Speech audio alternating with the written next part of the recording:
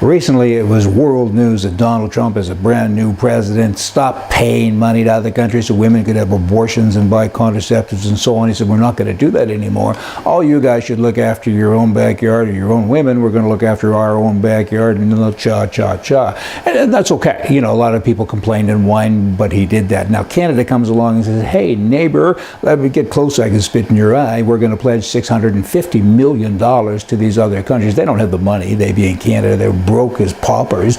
They're spending money like drunk sailors, a whole bunch of verbiage there, and now they're saying we're going to give almost $1 billion when they say 650. We all know it's going to be at least $1 billion to women or to other countries to support other women. And again, how much of that will actually get to the women? Wow, I'm getting a headache. How are you doing? It's wrong. It's just not right. I mean, what are you doing? Sticking your nose in other people's business? Trudeau, go back to the daycare that you left. I don't know. There's just something wrong with that picture. I don't like it. Speaking of Trudeau, here's another thing that I'm mad at you about. I want you to know this. Here's a guy, his name is Zakaria Amara. I know I'm not saying that right, but it's kind of up behind me here. You try to pronounce that. He's a convicted terrorist. He came to Canada. He was raised, I think, in Saudi Arabia.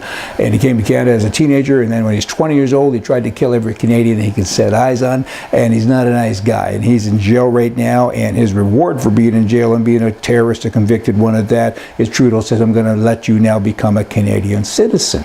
Are you kidding me? He's not a citizen. You want to give him a prize, okay?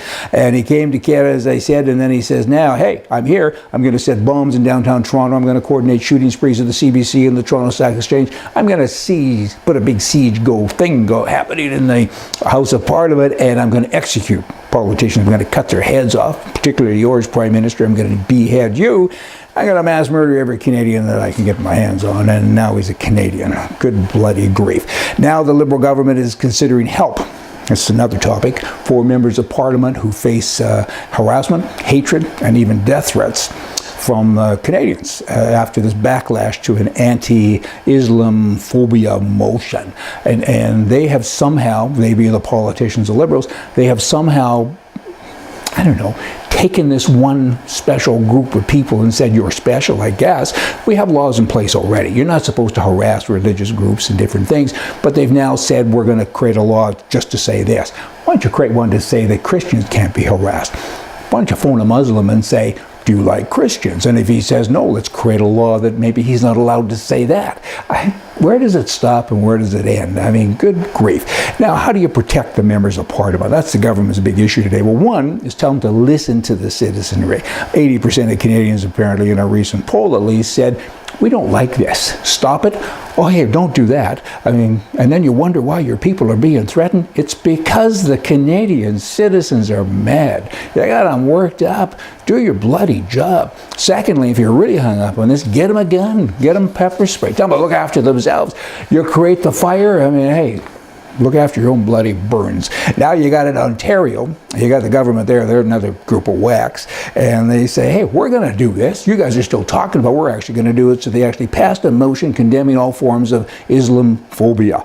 And there's a notable growing tide of anti-Muslim rhetoric and sentiments. They haven't even defined the term. I'm not even too sure what it means. You can't do stuff like this. You can't single out groups because when you do, you're knocking everybody else off their chair. I mean, I'm mindful many years ago when George W. Bush was not the president party, he was the governor still of Texas, and he was having a debate online with Jesse Jackson. And Jesse Jackson says, I've told you repeatedly that you must have a law that says it's against the law to murder black people. And Bush said, but we have a law. It's against to murder people. Doesn't matter what color you are.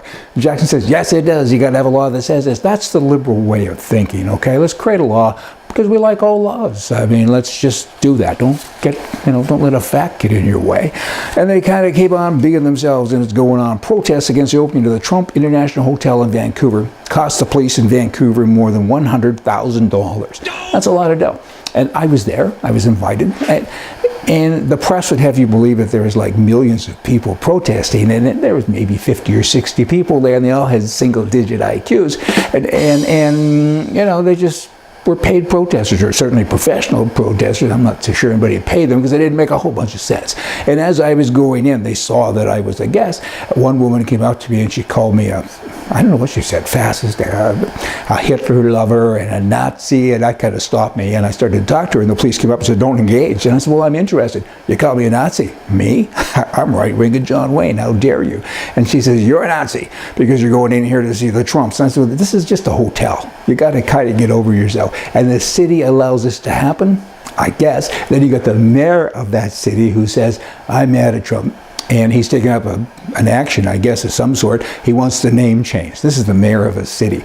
I hope, what if he doesn't like Starbucks someday? We're going to have that change as well.